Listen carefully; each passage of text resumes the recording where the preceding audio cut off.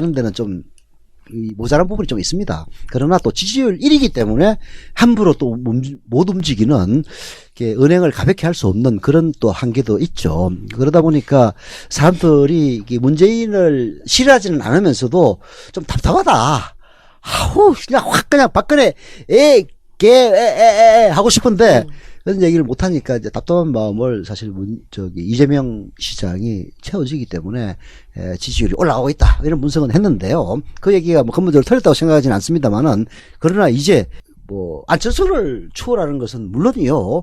지지율만 보면은 문재인과 양강구도를 이루는 듯한 이런 점에 이르기까지 온 것은 또 다른 강점이 있다 인정하지 않을 수가 없는 것 같아요. 저는 우리 이재명 시장을 사이다 하는 것은 제가 뭐 익히 잘 알았지만 저보고 고구마라고 하는지는 몰랐는데요.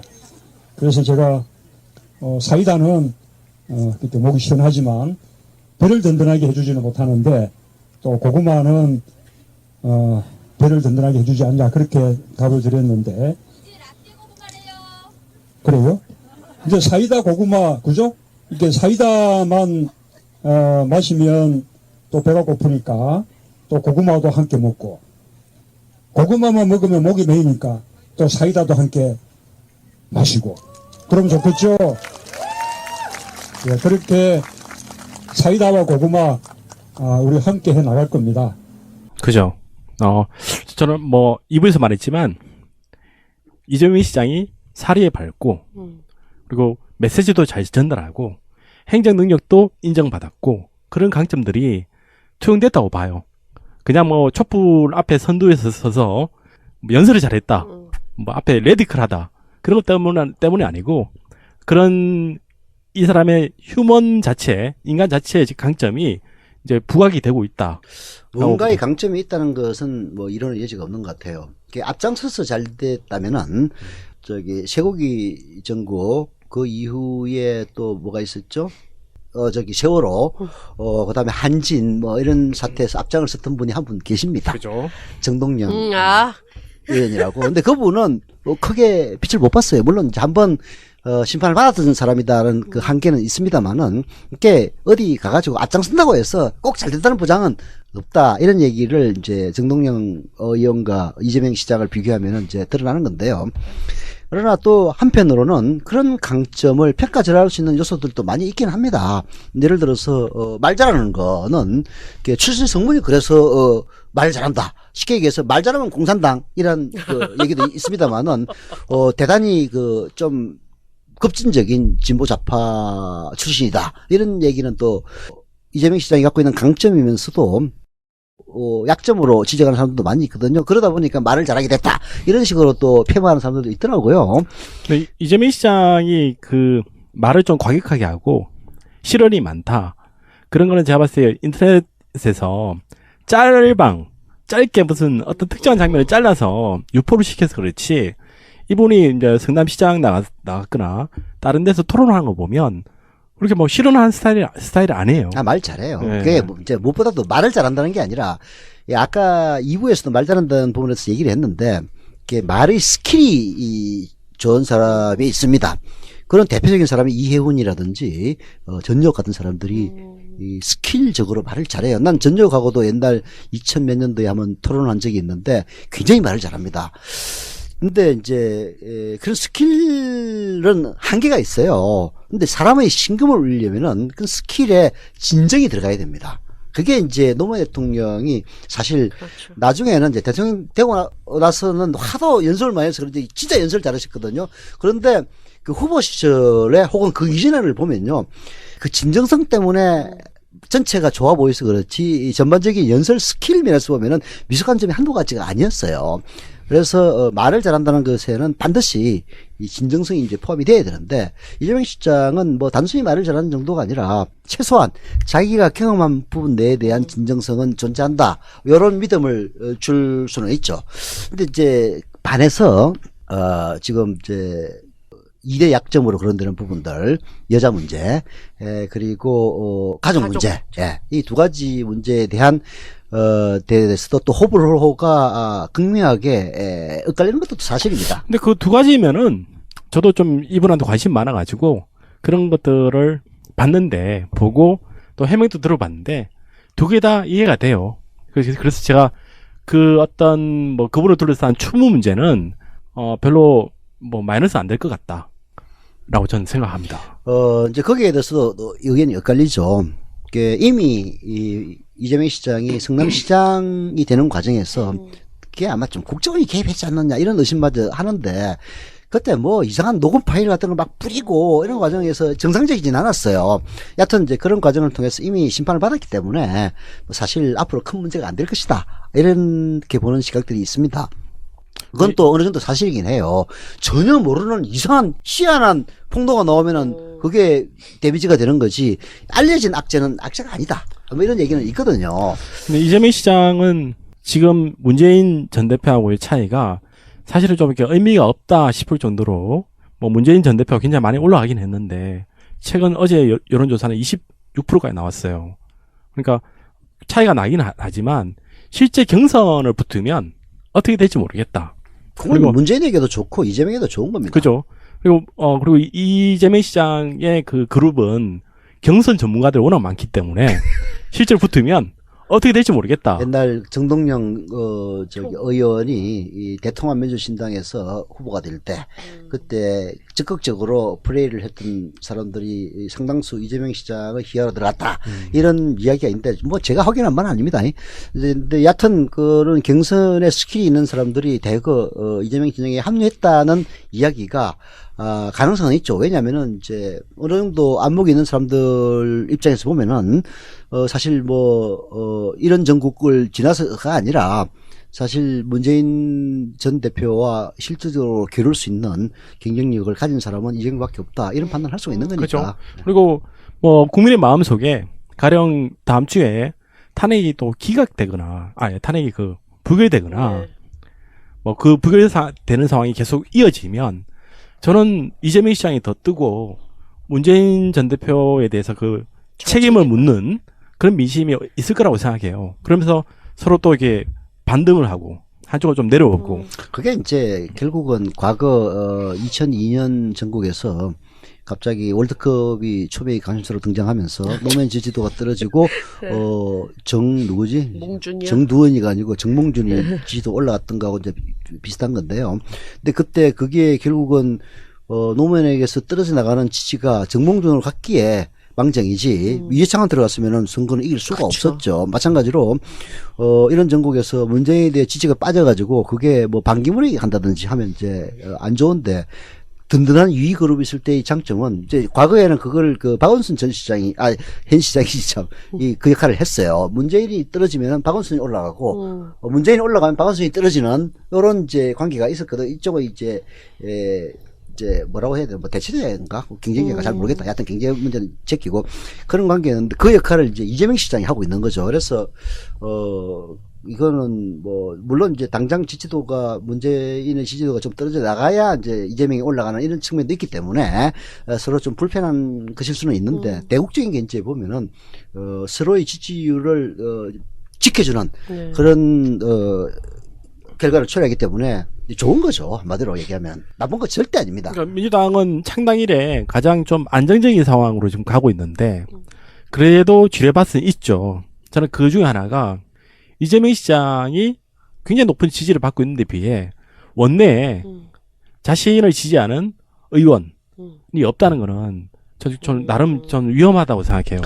그건 이제 위험하다기보다는 이재명의 한계라고 봐야 되겠죠. 그러니까 당연히 지금 이재명 입장에서는 뭐 자신의 개파가 없으니까, 근데 국민의 지지는 높고, 근데 이런 게 당내에서 이제 갈등의 소지가 돼가지고 서로 막 불불 끓으면 이재명 시장 입장에서는 후보 입장에서는 억울을 하겠죠. 나 도와주는 의원이 없어서 내가 이렇게 당하고 있는 거 아니야? 라는 생각을 가질 수 있죠. 근데 이제 그렇게 나쁘게만 볼 거는 전혀 없어요. 이제 이런 사례가 과거에 없었느냐 하면 있습니다. 노무현 대통령이 이제 처음 그때 민주당의 고문이었을 때 대선 출마 선언을 합니다. 다 웃었어요. 제가 이제 고문할 때 몇 번 만나가지고 노 대통령의 생각을 들어본 적이 있기 때문에 그 부분은 제가 생생하게 기억을 하죠. 사실 그때는 정동영 천정배 신기남도 없었던 시절입니다.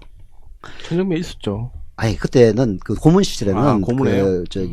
물론 이제 어느 정도 교통은 있었지만은 노무현의 사람이라고 볼 수는 없었던 시절이 아무도 없었던 시절이에요. 그런 시절을 겪었기 때문에 사실 이제 당내 지지 기반이 없는 것은 그때 노무현이나 지금 이재명이나 똑같습니다. 근데 그때 노무현과 지금 이재명의 차이점은 뭐냐면은 그때 노무현은 당내 지지 기반이 없었던 건 물론이고 당내 주류세력과 더 척을 지는 관계에 있었어요. 왜냐하면은 지지기반이 달라도 너무 다른 거야. 그때 당시 민주당의 주요 지지는 말하자면은 그 지역 보수였거든요. 호남 보수였다고. 저쪽은 영남 보수였고 이런 상황이니까 노무현 대통령의 계획적인 색채와 전혀 안 맞는 거야. 그러다 보니까 의원들이 사실 그때 천신정이 합류한 것만 해도 기적에 가까운 일이었거든요. 그래서 노무현 대통령은 당내 지지감이 없어가지고 굉장히 어려움을 많이 겪었습니다. 근데 지금은 지금 물론 이제 친문 패권주의란 그런 비아냥이 나올 정도로 지난 그 총선에서 문재인 사람들이라고 생각되는 사람들이 대거 당선된 건 사실이죠. 그것도 따지고 보면은 사람들이 괜찮아서 된 건데, 결과를 놓고 와가지고, 이제 박근혜가 그 짓을 하니까 문재인도 그랬을 것이다. 라는 이제 측면에서 친문하는데, 문제는 그 사람들이 문재인 의원을 지지는 하지만은, 예를 들어서 이재명이 앞서 나간다면은, 그렇다고 척을 질 사람들은 전혀 아니죠. 이런 거는 굉장히 큰 차이입니다. 그래서, 지금 당장 지지도를 확산시키고, 내가 집권했을 때 당도 이렇게 나를 따라줄 것이다. 그런 걸 보여주는 거하고 안 보여주는 거하고 큰 차이가 있기 때문에 이재명의 지지도를 한 단계 더 끌어올리는 데는 큰 약점이에요. 자기를 따르는 사람 국회의원이 없다는 건. 반면에 이제 문재인 전 대표 같은 경우는 큰 강점이죠. 봐라, 내가 집권하면은 다 내 사람들이야. 그게 전혀 문제 없이 당정을 이끌어갈 수가 있어. 왜냐하면 당정이 삐걱거려가지고 학을 뜬 사람들이 노무현 지지자들이거든요. 그래서 그런 이제 약점 장단점으로 거론될 수 있지만 그게 이재명이 맞이하고 있는 과거 노무현이 맞이했던 그런 정도의 어려움은 아니다 이렇게 볼 수는 있죠. 아니 이재명 시장이 만약에 경선에서 이기면 사실 노무현 코스프레라고 하면 좀 그렇지만 어쨌든 그런 상황에 몰릴 것이다. 약간 예측을 할 수 있어요. 그때하고 상황이 다르긴 하지만 오히려 그때는 노무현 후보는 당의 주류로부터는 배척받았지만 당의 밑둥 청년 당원들한테는 상당히 인기 있는 그리고 애정이 있었던 당에 대해서도 애정이 있었던 그런 분이고 이재명 시장은 좀 약간 당과는 약간 색깔이 좀 다르죠. 그래서 그런 면이 앞으로 어떤 리스크가 되겠다. 근데 이제 이재명 시장 쪽의 그룹에 경선에 뛰어난 선수들이 있다 이 표현은 정말 대단한 선수들이에요. 경선이라는 게 룰에 따라 어떻게 적용되냐에 따라 결과가 달라지는데 그때 그 이재명 시장 같이 하고 있는 그룹은 아주 뛰어난 선수들이다. 근데 그분들의 능력이 발휘되기가 좀 어려운 게 이번 경선은 아직 룰은 확정이 안 됐지만 거의 안심번호제 갈 거예요. 안심번호제가 아직은 어떤 문제가 있는지는 파악이 안 돼요. 안심번호제로 가면 그 선수들이라는 게 예전에 이해찬하고 정동영 다툴 때 그런 선수를 말하는 건가요? 결과론적으로 얘기를 하는데 이해찬 진영에서 만심해가지고 이게 각 지역에서 이른바 국민참여 경선에 참여하는 신청하는 사람들을 지역 이른바 안배를 안 했어요. 예를 들어서 인구가 10만인데서 국민참여 경선이 10,000명이 나온다면은 20만인데서는 2만이 나와야 맞잖아요. 근데 동원력에 따라서 10만인데서 10만이 나올 수도 있고 20만인데서 10,000명이 나올 수도 있단 말이에요. 그렇죠. 이런 문제에 대해서는 이제 나중에 난 이해찬한테 직접 물어본 건 아닌데 당시 당연히 들려오는 얘기로는 그렇게 해도 자기들도 동원력에 자신 있기 때문에 절대 불리하지 않다 이렇게 생각하고 그 룰을 받아들였다는 거예요. 그런데 막상 까보니까 이건 정동영 동원력이 어마어마했던 거예요. 특히 국회 부의장 했던 시기야, 충청도에.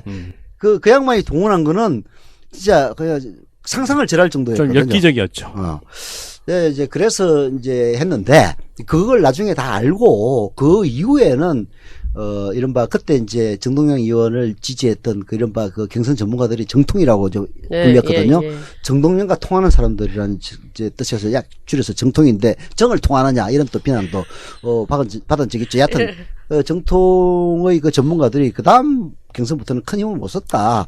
그런 걸 보면은 이제 이번에도 이제 적용되기가 쉽지는 않다 이런 전망이 나오긴 해요. 근데 문제는 여하튼 이재명 시장이 갖고 있는 경쟁력이 이 상상 이상으로 올라왔다. 이게 이제 불변의 사실이기 때문에 그러니까 최영수 대표님이 금방 말했던 그게 전문 용어로 완전 개방형 국민 경선제 그 룰에 따라 했다가 완전히 박살이 나는 그 당시 친노 진영이 그러니까 이 룰을 어떻게 잡느냐에 따라 경선은 결과가 달라지죠. 국민의 지지도 사실 큰 관계 없이 그런 부분들이 이 선수들의 영향을 발휘할 기회가 있으면 충분히 뒤집어질 수 있고 그건 제가 약간 이재명 시장이 좀 약간 폄하한 느낌 들어요. 근데 그런 거 빼고 공정하게 붙어도 이제 문재인 전 대표가 유약하다.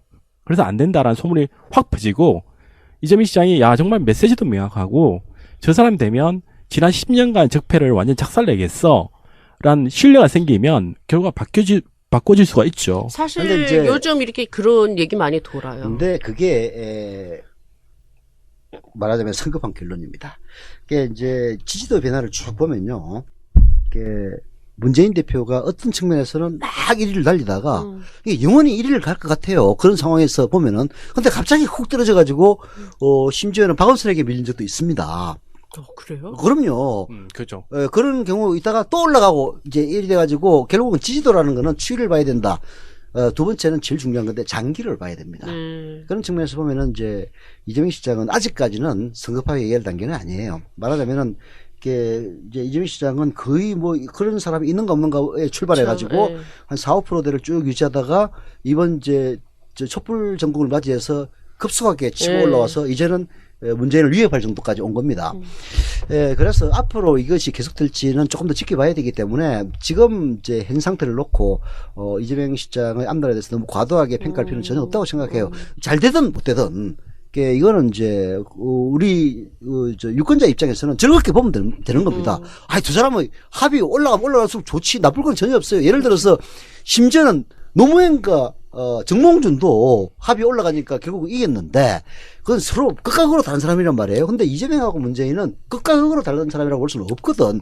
성향과 취향의 차이는 있지만은 뭐 결과적으로는 크게 보면은 큰 틀에서는 비슷하다고 봐야 되는데 이런 두 사람이 잘 나가면은 우리 입장에서는 즐겁게 봐야 될 일이지 이걸 가지고 너무 한 사람에게 과도한 평가를 해가지고 서로 뭐 유시민 전 장관이 그랬다고 얘기했는데 싸우지 마라 라는 얘기가 바로 이런 데서 적용이 된다고 봅니다. 그래서 너무 과도하게 좋아할 필요도 없고 너무 과도하게 비관할 필요도 없는 그런 상황이기 때문에 아마 지금이야말로 아까 뭐 민주당이 굉장히 안정됐다고 그랬는데 사실 민주당이 안정될 수밖에 없는 게 후보자들 보세요. 다 괜찮은 사람들이에요. 심지어는 매우 낮다고 평가받고 있는 안희정도 괜찮은 사람이야. 누구라도 평가를 하거든요. 그럼 누가 엎어지면 누가 올라오고 이게 딱 구조가 짜여 있는 거야. 그러니까 당이 크게 주자가 바뀐다고 해서 흔들리는 거는 과거 민주당에서 아주 지겹도록 경험해 봤잖아요. 지금은 누가 바뀌어도 사실은 비슷한 이제 그런 행세가 더 큰 영향을 주고 있다고 봐야 되겠죠.